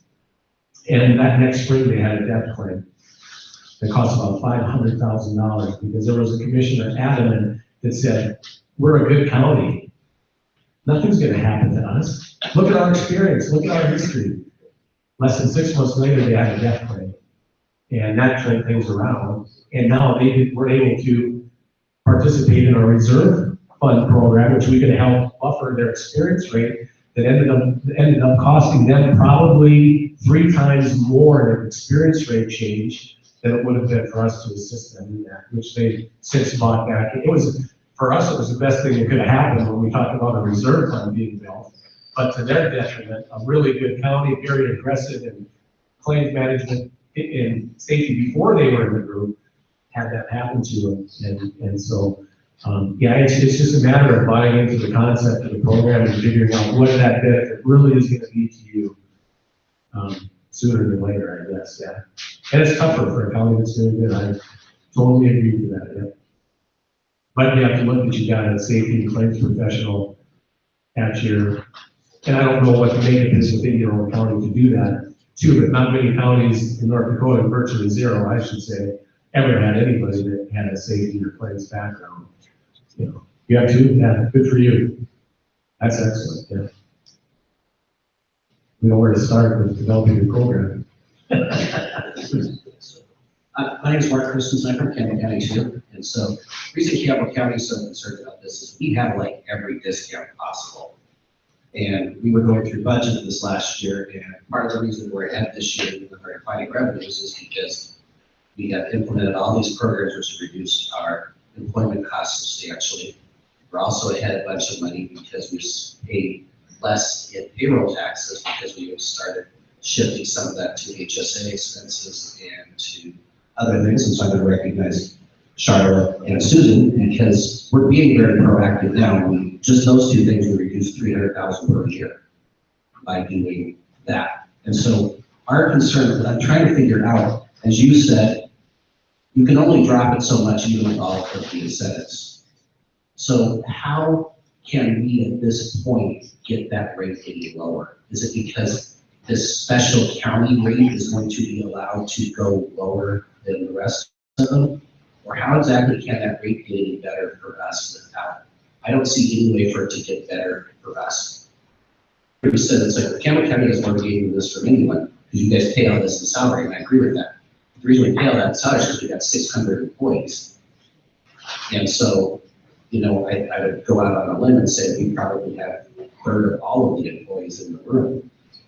So with that said, how are we going to do that? And I do agree with you on the other thing. You're going to have ups and downs no matter how proactive you are. But you also have to look at that long-term cost. And one thing, for example, we've never participated in a catastrophic fire fund because we don't have very much timber here and the way that is assessed. Even this last year was an absolutely horrid year for us in fire. We were still ahead to have paid that on our own than what it would cost us for 3 years of premiums. And that was a catastrophic year. So what I'm trying to figure out is how that rate's going to get low enough for some of these counties who are already getting all of those deductions to see an incentive. And that's the part I really can't figure out, understanding how rates are derived. So I think the consolidated rate is at 0.916 right now, but as a more safe culture is embraced by all of you guys and injuries are managed well, like just like North Dakota, that consolidated rate will continue to go down, which you will see savings that way as well. I feel like another unseen cost is also future EMRs. So right now for public employers, you're not seeing your experience rating being hit by any injuries that happened during the fall of 2015 through current. So that's about 2 years worth of experience right there that's not being considered. And I haven't looked at those numbers yet, but I'm pretty sure some of these counties have a catastrophic injury during that time frame that will impact their EMR in the future. But with this consolidated EMR, that could help lessen the blow of their EMR fluctuating from a discount up to a surcharge. And another thing I'd like to point out too, from my policy background too, is that Campbell County should be concerned with what everybody else is doing. Because you are in a separate group for rates. Okay, in North Dakota, we're in a group that's combined of all employers in the state. So all our clerical office people are every employer in the state that has clerical office employees. Our road construction people for our road departments, they're combined with every construction company in the state. And so when there's a catastrophic claim somewhere around there, that's absorbed by millions and millions and millions of dollars. But you as a county group, when you're paying the same base rate and 5 counties have a catastrophic injury and your combined rate of 2.56 is gonna jump to 3.56 or 4%. Now that's affecting you and you're still doing a darn good job. But if the other counties aren't doing a good job to keep their claims costs down, then that eventually is gonna affect you. Maybe not in as big a way as you think, but it could. If that premium increases by 2 or 3%, you know, for the amount of premium you pay, that could affect you. And I agree, and that's the whole concept of insurance, you're spreading. The risk, spreading the risk. And so what I'm trying to figure out though is how that's gonna be implemented though too, because the only way to make this work is to get everybody the discounts. And the only reason everybody doesn't have discounts though right now is because everybody doesn't have the staff to do it, because if you've got 20 people, it's probably not worth the HR expense to go through all of that. If you've got 100 people that may be working, if you've got 200 people, it probably is. And so that's what I'm just questioning how it's gonna come together. Yeah, and it is, and it's being creative with some of that too, and we're not gonna have all the answers here today, because that's why you're kind of trying to figure out what's gonna be best, so that everybody's gonna benefit from this in the long run too, so. Ours wasn't an overnight process, ours was probably about a 5-year planning session before we even came to the point of doing our first consolidation in 1996 too. So I think the vision, obviously the details have to be worked out over the course of time, but the vision, Mark, in Campbell County is that very important point that we spent a lot of time on is that that consolidated rate of 0.916 or whatever it is really doesn't matter. That designs the top premium that the consolidated group would pay. But every single county would still have their own EMR, and you pay your own rating based on what your experience was. So Campbell County will continue to pay what you have paid based on your own rating. And then because you operate exactly the same as operating today. Right, and I'm getting to that. So then you initially, if you know, the part of it is as a consolidated group, the safety program will be one safety program adopted that everyone adopts as a group. And for the counties that don't have the staff to do it, that's where the benefit comes in, is making sure that happens. So you automatically have those savings. Now, initially, those savings aren't going to get passed back because it'll stand up the program.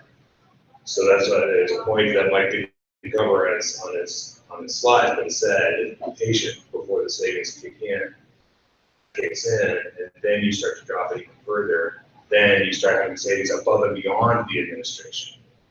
And that's what people are. So you start the discount program. It doesn't mean that every county that doesn't have discounts now is going to get the full benefit of that discount initially while you stand up the program. Over time, as that discount grows and grows, I think Shane did some other analysis on further down the line sort of things where the savings start getting up into the millions range, not in the 200,000 range. But that's when you start seeing actual savings back to the counties. But in the interim, you're getting everyone on board on safety programs. It's good for your employees. One of the largest employers in the state we are, number one. And number two, for the ones that are doing well, you hate to use it well. The ones that are doing well, you keep what you have, essentially. That's the vision for it. Now, there's a third reason to Lauren's question of why do we do this together and not apart. There's a third reason, which I'll talk to you guys about later, of why you might want to do this together and not apart.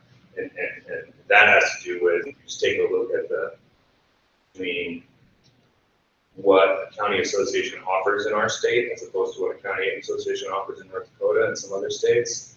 You start to see a third ancillary benefit to being together. So that's the vision. Obviously, the details have to be worked out, and that's what North Dakota is seeing, that vision play out in a beneficial way for all 53 counties. Yeah, and to top off too, if you're at that, Campbell County can continue to receive all their experience rate discounts, all that, but if we as a group can raise that 9.6% mod factor to 20% on $4 million, you just made $400,000. It could be distributed back to your counties or to allocate to premium or to program expenses that you don't have administrative costs. You raise that to 30%, you just save $800,000 as a group. And that's where the premium allocations come back, is in dividends back to the counties if you're working together as that group, which is going to take a few years to, to accommodate that. But if you can continue to operate where you're at, but that third, fourth year down the line, and you're starting to increase your experience mod rate to a higher discount, that's when everybody starts seeing, then you get a piece of that pie. It took us 7 to 10 years to get where we are. Oh yeah, I definitely believe that. I was going to tell Pete that the first thing you should do is go back to your insurance company and tell them to consider that 5-year experience rating plan and get to a 3-year, which is mostly the industry standard now. And you can take 2 years off the life of a claim that's on your experience modification factor and have a huge impact on your experience rate calculation.